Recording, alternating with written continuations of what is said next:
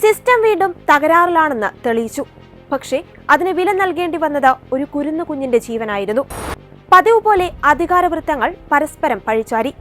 KSEBിക്ക് തെറ്റുപറ്റിയെന്ന് മന്ത്രി K. കൃഷ്ണൻകുട്ടിയും പ്രധാന അധ്യാപികയ്ക്ക് തെറ്റുപറ്റിയെന്ന് പൊതുവിദ്യാഭ്യാസ വകുപ്പ് ഡയറക്ടറും മാനേജ്മെന്റിനും പ്രധാന അധ്യാപികയ്ക്കുമാണ് പിഴവ് സംഭവിച്ചതെന്ന് V. ശിവൻകുട്ടിയും പഴിചാരി. അതേസമയം തെറ്റ് സംഭവിച്ചത് അധികൃതരുടെ അനാസ്ഥ മൂലം ജീവൻ നഷ്ടപ്പെട്ട കുട്ടിക്കായിരുന്നുവെന്ന് കൊല്ലം ജില്ലാ പഞ്ചായത്ത് പ്രസിഡന്റിന്റെ കണ്ടെത്തൽ. കൈയകലത്തിൽ വൈദ്യുത ലൈൻ കടന്നുപോയതോ KSEBിക്ക് സംഭവിച്ച വീഴ്ചയോ അയാൾ കാണാതെ പോയത് CPMന്റെ നിയന്ത്രണത്തിലുള്ള സ്കൂൾ ആയതുകൊണ്ടാണോ? അപകടമോ മരണമോ സംഭവിക്കുമ്പോൾ മാത്രം പ്രതികരിക്കുകയും പിന്നീട് നിശബ്ദമാകുന്ന സിസ്റ്റത്തിന് കീഴിൽ നിന്ന് ഇതൊക്കെ പ്രതീക്ഷിച്ചേ മതിയാകൂ. ഇവിടെ ഈ സംഭവസ്ഥലം വന്ന് കാണുന്ന ആർക്കും ഇത് മനസ്സിലാകും. ഗുരുതരമായ വീഴ്ച വൈദ്യുതി വകുപ്പിന്റെ ഭാഗത്തു നിന്നും അതോടൊപ്പം തന്നെ സ്കൂൾ മാനേജ്മെന്റ് ഭാഗത്തും ഉണ്ടായിട്ടുണ്ട് എന്നുള്ളത് വളരെ വ്യക്തമാണ്. ഇത്രയും കുട്ടികൾ പഠിക്കുന്ന ഒരു സ്കൂള്, ഈ സ്കൂളിന് വളരെ ചേർന്നാണ്, സ്കൂൾ കെട്ടിടത്തോട് വളരെ ചേർന്നാണ് ഈ ലൈൻ പോയിരിക്കുന്നത്. അപ്പോൾ തീർച്ചയായും ഇതിനകത്ത് ഈ ലൈൻ ഇങ്ങനെ പോകുമ്പോൾ ഉണ്ടാകുന്ന അപകട സാധ്യത മുൻകൂട്ടി കണ്ടുകൊണ്ട് ഈ ലൈൻ പെട്ടെന്ന് ഇവിടെ നിന്ന് മാറ്റേണ്ടതായിരുന്നു. അതോടൊപ്പം തന്നെ ഈ ലൈന് ഏതെങ്കിലും തരത്തിൽ ലൈൻ കമ്പി പൊട്ടി വീണാൽ അപകടം ഉണ്ടാകും. അതല്ലെങ്കിൽ മറ്റ് പ്രതികൂലമായ കാലാവസ്ഥ, കനത്ത മഴയോ അതല്ലെങ്കിൽ കാറ്റോ ഒക്കെ വരുമ്പോൾ ഈ ലൈൻ പൊട്ടി വീഴാൻ സാധ്യതയുണ്ട്. അങ്ങനെ വന്നാൽ കുട്ടികളുടെ മേലത്ത് വീഴുകയോ ക്ലാസ് നടക്കുമ്പോൾ വീഴുകയോ ചെയ്താൽ വലിയ അപകടം ഉണ്ടാകും എന്ന് മനസ്സിലാക്കിക്കൊണ്ട് ഇത് മാറ്റേണ്ടതായിരുന്നു. അതിന് എന്തുകൊണ്ട് സ്കൂൾ അധികൃതർ ഇത് മാറ്റാതിരുന്നു? എന്തുകൊണ്ട് KSEB ഈ അപകടം മുൻകൂട്ടി കണ്ടുകൊണ്ട് ഇത് ഇവിടെ നിന്ന് മാറ്റാൻ വേണ്ടിയുള്ള നടപടി സ്വീകരിച്ചില്ല എന്നുള്ളതിനെ സംബന്ധിച്ച് തീർച്ചയായും അവർ വ്യക്തമാക്കേണ്ടതാണ്. ഇതിനകത്ത് ഒറ്റ നോട്ടത്തിൽ നമുക്ക് മനസ്സിലാക്കാൻ കഴിയും, രണ്ടു കൂട്ടരും ഒരുപോലെ ഉത്തരവാദികളാണ്. അതുകൊണ്ട് തന്നെ ഇലക്ട്രിസിറ്റി ബോർഡും സ്കൂൾ മാനേജ്മെൻറ്റും ഒരുപോലെ പ്രതികളാണ് ഈ വിഷയത്തിൽ. ഈ വിഷയം ഉണ്ടായ ശേഷവും സ്വന്തം ഒരു ഭാഗം ന്യായീകരിക്കാൻ വേണ്ടി, അല്ലെങ്കിൽ ഈ ഒരു മരണം ഉണ്ടായ ശേഷം സ്വന്തം ഭാഗം ന്യായീകരിക്കാൻ വേണ്ടിയാണ് മാനേജ്മെന്റിലുള്ള ശ്രമം നടത്തിയത്. തീർച്ചയായും അങ്ങനെ അത് വളരെ നിർഭാഗ്യകരമാണ്. കാരണം മാനേജ്മെൻറ്റ് അവരുടെ ഭാഗത്ത് വീഴ്ച ഉണ്ടായിട്ടുണ്ടെങ്കിൽ അവരത് തുറന്ന് സമ്മതിക്കുന്നതിന് പകരം അവർ ന്യായീകരിക്കാൻ വരുന്നത് ഒരിക്കലും അത് അംഗീകരിക്കാൻ കഴിയില്ല. എന്തായാലും ഈ കാര്യത്തിൽ മാനേജ്മെൻറ്റിൻ്റെ ഭാഗത്തുണ്ടായ വീഴ്ച അത് ആ വീഴ്ച വളരെ വ്യക്തമാണ് എന്നുള്ളതാണ്. അതോടൊപ്പം തന്നെ KSEBിയുടെ ഭാഗത്തും വീഴ്ച ഉണ്ടായിട്ടുണ്ട്. അവർ പരസ്പരം കുറ്റപ്പെടുത്തി തടിതപ്പാനാണ് അവർ ശ്രമിക്കുന്നത്. അതൊരിക്കലും അംഗീകരിക്കാവുന്നതല്ല. അതുകൊണ്ട് ഇതിന് ഉത്തരവാദികളവർ ആരായിരുന്നാലും, ഉപ്പ് തിന്നവർ ആരായിരുന്നാലും വെള്ളം കുടിക്കണം എന്ന് പറഞ്ഞതുപോലെ ഇതിന് ഉത്തരവാദികൾ ആരാണ്? KSEB ആണെങ്കിൽ അതിന് ഉത്തരവാദിത്തപ്പെട്ട ഉദ്യോഗസ്ഥന്മാരുടെ പേരിൽ നടപടി വേണം. മാനേജ്മെന്റാണ് ഇതിന് ഉത്തരവാദിയെങ്കിൽ അവരുടെ പേരിലും നടപടി വേണം എന്നുള്ളതാണ് ജനങ്ങൾ ആഗ്രഹിക്കുന്നത്, നാട്ടുകാരുടെ ആവശ്യം അതാണ്. പക്ഷേ ഇത് തേച്ചു മായ്ച്ച് കളയുവാനും ഇത് കുറ്റവാളികളെ രക്ഷിക്കുവാനും വേണ്ടിയുള്ള ശ്രമങ്ങളാണ് തുടക്കം മുതൽ നടക്കുന്നു എന്നാണ് നാട്ടുകാരുടെ പരാതി. അതുകൊണ്ട് 13 വയസ്സായ ഒരു കുഞ്ഞ് മിഥുൻ എന്ന 13 വയസ്സ് 8ാം ക്ലാസ് വിദ്യാർത്ഥി, തീർച്ചയായും ഒരു ദാരുണമായ അന്ത്യമാണ്. തേവലക്കര സ്കൂളിൽ മൈതാനത്തിന് മുകളിലൂടെ വൈദ്യുതി ലൈൻ വലിച്ചിട്ട് വർഷങ്ങളായി. അതിന് താഴെയാണ് സൈക്കിൾ ഷെഡ് നിർമ്മിച്ചിരിക്കുന്നത്. ക്ലാസ് മുറിയിലെ ജനലിലൂടെയാണ് മിഥുൻ സൈക്കിൾ ഷെഡിന് മേൽക്കൂരയിലേക്ക് ഇറങ്ങിയത്. ഷോക്കേറ്റ ശേഷം വൈദ്യുതി ലൈൻ ഓഫ് ചെയ്യുവാൻ കാലതാമസം ഉണ്ടായെന്നും ആരോപണമുണ്ട്. ഇത്രയും അപകടകരമായ രീതിയിൽ വൈദ്യുതി ലൈൻ കടന്നുപോകുന്ന സ്കൂളിന് എങ്ങനെയാണ് ഫിറ്റ്നസ് ലഭിച്ചത്? CPM നേതൃത്വത്തിലുള്ള സ്കൂൾ ആയതുകൊണ്ടാണോ ഫിറ്റ്നസ് സർട്ടിഫിക്കറ്റ് നൽകിയത്? അതോ ഫിറ്റ്നസ് സർട്ടിഫിക്കറ്റ് ഇല്ലാതെയാണോ സ്കൂൾ ഇത്രയും കാലം പ്രവർത്തിച്ചത്? ഈ ചോദ്യങ്ങൾക്കൊക്കെ ഉത്തരം നൽകുവാനുള്ള ഉത്തരവാദിത്തം സർക്കാരിനും പൊതുവിദ്യാഭ്യാസ വകുപ്പിനും മന്ത്രിക്കുമുണ്ട്. തേവലക്കര ബോയ്സ് ഹൈസ്കൂളിലെ 8ാം ക്ലാസ് വിദ്യാർത്ഥി മിഥുന്റെ വേർപാടിനെ സംബന്ധിച്ചിടത്തോളം നമ്മളെല്ലാവരും അറിഞ്ഞിട്ടുള്ള കാര്യമാണ്.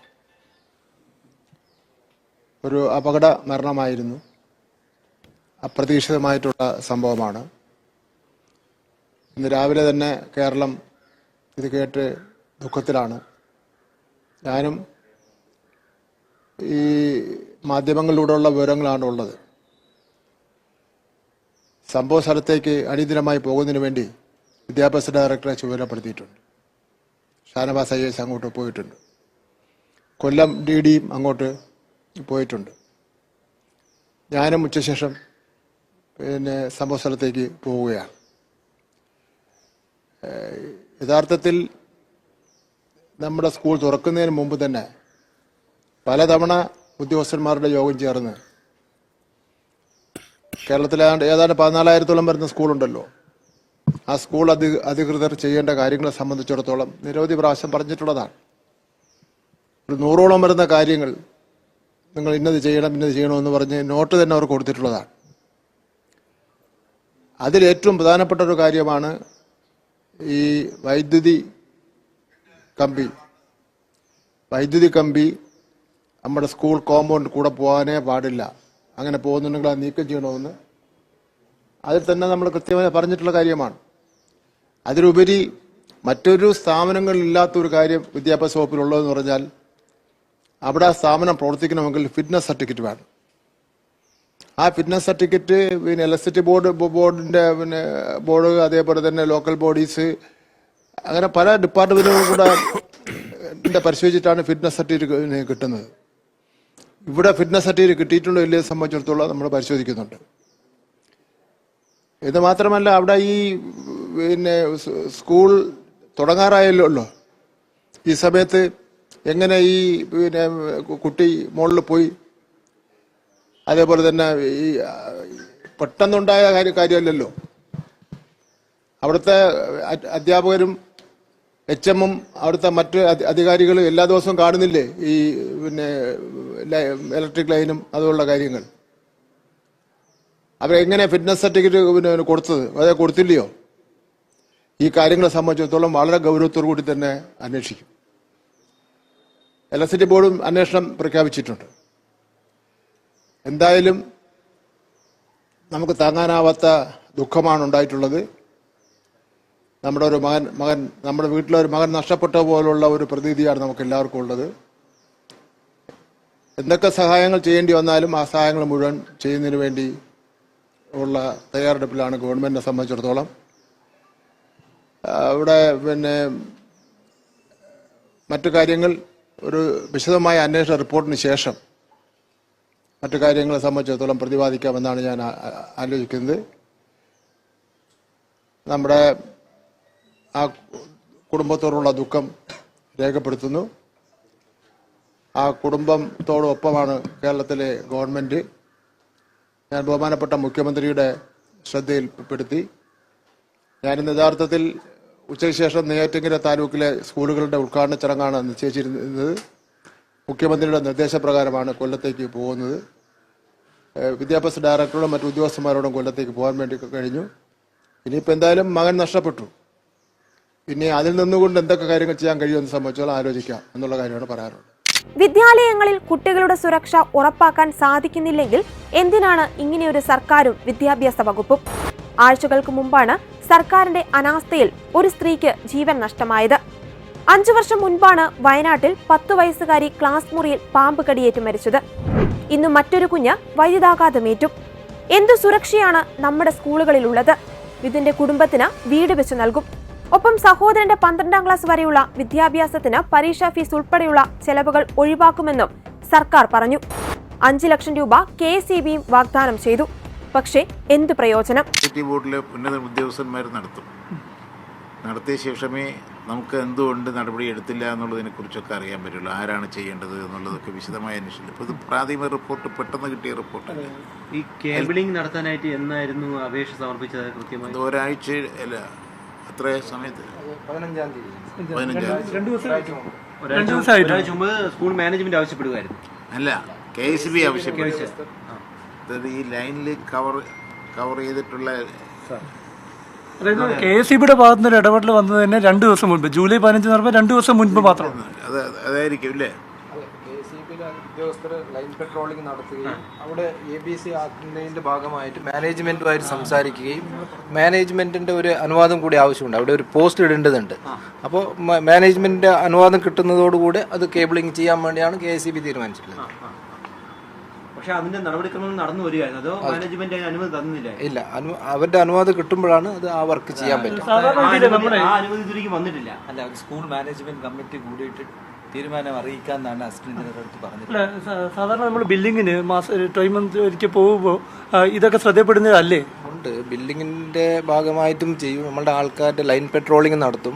ആ പരിശോധനയുടെ ഭാഗമായിട്ടാണ് കണ്ടിട്ടുള്ളത് അവിടെ ഈ രീതിയിലുള്ള ഒരു കേബിളിംഗ് മാറ്റാനുള്ള ഒരു പ്രപ്പോസലൊക്കെ തയ്യാറാക്കി. അത് ലൈന് താഴ്ന്നു കിടക്കുന്ന കാര്യം. പക്ഷേ ഈ ഇല്ലീഗൽ കൺസ്ട്രക്ഷൻ അതിനോട് ചേർന്നുള്ള ലൈൻ എന്നുള്ളത് നേരത്തെ ശ്രദ്ധപ്പെട്ടില്ല. അത് പൊളിച്ചു മാറ്റാനൊന്നും നോട്ടീസ് കൊടുത്തിരുന്നില്ലേ? നമ്മൾ ശ്രദ്ധപ്പെടുത്തിയ നമുക്ക് അധികാരമുണ്ടല്ലോ, പൊളിച്ചു മാറ്റാൻ. അത് അപകടമായ സ്ഥിതിയിലാണെന്ന് പറയാൻ അധികാരമുണ്ടല്ലോ. അല്ല, അത് KCBക്കല്ല, അത് ലോക്കൽ ബോഡീസിനാണ് അതിൻ്റെ അധികാരം. അനധികൃതമായിട്ടുള്ള ഒരു നിർമ്മാണം ഉണ്ടെങ്കിൽ അത് പൊളിച്ചു മാറ്റേണ്ടത് പിന്നെ പഞ്ചായത്ത് അതോറിറ്റീസാണ്, ലോക്കൽ ബോഡീസാണ്. KCBക്ക് അതിൻ്റെ അധികാരമില്ല. അവിടെ ഒരു ചെറിയ വീഴ്ച വന്നിട്ടുണ്ടെന്ന് തന്നെയാണ് എനിക്ക് തോന്നുന്നത്. അതേപോലെ നമ്മളുള്ളത് പറയണമല്ലോ, അതേപോലെ അവിടെ ഷെഡ് കെട്ടിയതും വലിയ അപകടമാണ്. അത് ചെയ്യാനേ പാടില്ലാത്തതാണ്. പെർമിഷനൊന്നും ചോദിക്കാണ്ടാണ് കെട്ടിയത്. അതിൻ്റെ അകലം പാലിക്കേണ്ടതൊന്നും പാലിച്ചില്ല. അതൊക്കെയാണ് അതിൻ്റെ പ്രശ്നം. അത്രയേ ഉള്ളൂ. ഏതെങ്കിലും അതായത് ഇങ്ങനെ ഒരു അപകട സാധ്യത നേരത്തെ കൂട്ടി കണ്ടു, പക്ഷെ നടപടി അത് തടയുന്നതിന് വേണ്ടിയുള്ള ഇനിഷ്യേറ്റീവ് KCBയുടെ ഭാഗത്ത് ഉണ്ടായോ? ഇല്ല, അത് തന്നെ അന്വേഷിച്ചിട്ട് കുറ്റക്കാരെന്താണോ വെച്ചാൽ ചെയ്യാത്തവർക്കെതിരായിട്ടുള്ള നടപടി ഉണ്ടാവും. ഇനിയിപ്പോ അന്വേഷണ റിപ്പോർട്ട് ഇനി വരേണ്ടത് ആരുടെയാണ്? ഇനിയിപ്പോ താങ്കൾ ഇല്ല, ഇതിപ്പം നമ്മൾ ചീഫ് സേഫ്റ്റി കമ്മീഷണർ അന്വേഷിക്കും. അന്വേഷിച്ചിട്ടല്ലേ നമുക്ക് നടപടി എടുക്കാൻ പറ്റില്ല. 1.5 ആഴ്ചയിലുള്ള ഒന്നരാഴ്ച കൊണ്ട് റിപ്പോർട്ട് ആവശ്യപ്പെട്ടില്ല സാറേ. ചീഫ് സേഫ്റ്റി കമ്മീഷണർ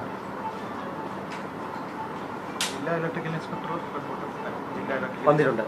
അല്ല, രണ്ട് ഒന്ന് ബോർഡും ഒന്ന് ചീഫ് ഇലക്ട്രിക്കൽ ഓഫീസർ. ജില്ലാ ഇലക്ട്രിക്കൽ ഇൻസ്പെക്ടറുടെ റിപ്പോർട്ട് വേണം. കൊല്ലം ജില്ലാ ഇലക്ട്രിക്കൽ ഇതുപോലെ മറ്റ് സ്കൂൾ ഇതിപ്പം ഒരു ദാരുണമായ സംഭവം മറ്റ് സ്കൂളുകൾക്ക് സമീപം ഇതുപോലെ അല്ല, അത് ഞാൻ പറഞ്ഞല്ലോ, അത് ഇപ്പം തന്നെ നിർദ്ദേശം കൊടുത്തിട്ടുണ്ട് എല്ലാ സ്ഥലത്തും.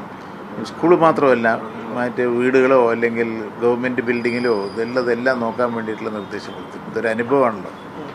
അനുഭവം വെച്ചൊരു മരണം ജീവൻ പോയിട്ട് നമ്മൾ എന്ത് പറഞ്ഞിട്ടും കാര്യമില്ലല്ലോ.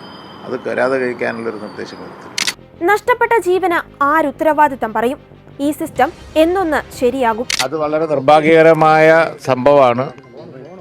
ഓരോ ഡിപ്പാർട്ട്മെൻറ്റുകളുടെ, ഇപ്പോൾ ഹെൽത്ത് ഡിപ്പാർട്ട്മെൻറ്റിൽ കെട്ടിടം പൊളിഞ്ഞ് വീണത് നമ്മൾ കണ്ടു. നിലമ്പൂരിൽ ഇതേപോലെ വൈദ്യുതി ലൈൻ പൊട്ടി വീണ് അവിടെ അപകടം കണ്ടു, ഷോക്കേറ്റ് മരിച്ചു. ഇതിപ്പോൾ ഇവിടെ നമ്മൾ കാണുന്നത് ഓരോ ഡിപ്പാർട്ട്മെൻറ്റുകളുടെയും അനാസ്ഥയാണ്. അനാസ്ഥ അതിൻ്റെ മൂർധന്യാവസ്ഥയിൽ എത്തിയിരിക്കുകയാണ്. വൈദ്യുതി വകുപ്പിൻ്റെ ഒരു ലൈൻ ഇത്ര താഴ്ന്ന് വിദ്യാലയത്തിൻ്റെ മുകളിലൂടെ പോകുന്നുണ്ട് എന്നുള്ളത് ആ ഡിപ്പാർട്ട്മെൻറ്റ് കണ്ടില്ല എന്ന് പറഞ്ഞാൽ ഇതൊക്കെ വല്ലാത്ത അനാസ്ഥയാണ്. കേരളത്തിൽ ഒരിക്കലും തന്നെ കണ്ടിട്ടില്ലാത്ത അനാസ്ഥയാണ് ഇപ്പോൾ ഓരോ വകുപ്പിലും കാണുന്നത്. ഈ പറഞ്ഞതുപോലെ വൈദ്യുതി വകുപ്പ്, അതുപോലെ തന്നെ ആരോഗ്യ വകുപ്പ്, അതുപോലെ തന്നെ ഹയർ എഡ്യൂക്കേഷൻ, ലോവർ എഡ്യൂക്കേഷൻ, എല്ലാം വിദ്യാഭ്യാസ രംഗത്ത്, എല്ലാ രംഗത്തും ഇപ്പോൾ ഈ വൈദ്യുതി വകുപ്പിൻ്റെ ഈ അനാസ്ഥ അക്ഷന്തവ്യമാണ്. ഒരു നിലക്കും നീതീകരിക്കാൻ പറ്റാത്ത ഒന്നാണ്. ഒരു സ്കൂളിൻ്റെ മുകളിൽ കമ്പി ഇത്ര താഴ്ന്നു പോകുന്നത് കണ്ടില്ല എന്ന് പറഞ്ഞാൽ അതൊക്കെ പൊതുവിലുള്ള ഗവൺമെൻറ്റിൻ്റെ ഒരു ഇൻഎഫിഷ്യൻസി തന്നെയാണ് ഇതൊക്കെ ചൂണ്ടിക്കാണിക്കുന്നത്. ഗുരുതരമായ അനാസ്ഥയാണ് പൊതുവിദ്യാഭ്യാസ മേഖലയിലും. സംഭവത്തിൽ DGE അന്തിമ റിപ്പോർട്ട് കൈമാറി. സുരക്ഷ ഉറപ്പാക്കാൻ സാധിച്ചില്ലെന്ന് റിപ്പോർട്ട് വ്യക്തമാക്കുന്നുണ്ട്. സുരക്ഷാ പ്രോട്ടോകോൾ ഒന്നും ഉറപ്പാക്കിയിട്ടില്ല. സംഭവത്തിൽ ഹെഡ്മാസ്റ്ററുടെ വീഴ്ചയെപ്പറ്റിയും റിപ്പോർട്ടിൽ പറയുന്നു. ലൈൻ അപകടാവസ്ഥയിലായിട്ട് വർഷങ്ങളായി. സ്കൂളിൽ ഷെഡ് നിർമ്മിച്ചിട്ട് 15 വർഷം.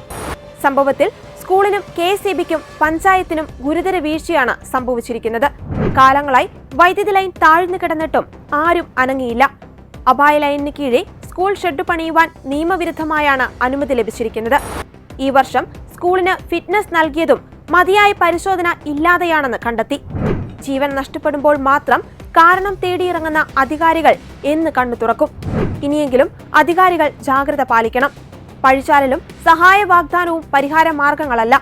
ജനങ്ങളുടെ കണ്ണിൽ പൊടിയിടുവാൻ നടത്തുന്ന ഇത്തരം തട്ടിക്കൂട്ട് പരിപാടികൾ അവസാനിപ്പിക്കണം.